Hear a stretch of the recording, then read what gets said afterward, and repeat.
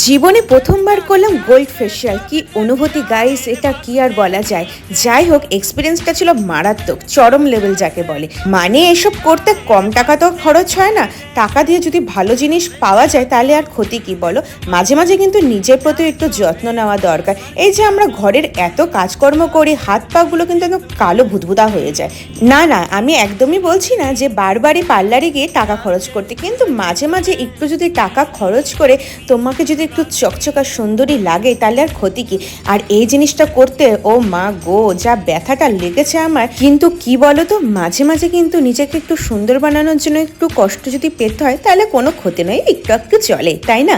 আর এই দিনের ফুল ব্লগটা কিন্তু আমার চ্যানেলে অলরেডি আপলোড হয়ে গেছে। এই ভিডিওর টাইটেলের ওপরেই দেখো আমি বড় ব্লগটার লিঙ্ক দিয়ে দিচ্ছি, ঝটপট করে যাও আর দেখে নাও। সেদিন কিন্তু অনেক মজা হয়েছিল, তার জন্য কি সমস্ত ব্লগটা দেখতে হবে। চলো দেখা হচ্ছে নেক্সট মিনিট।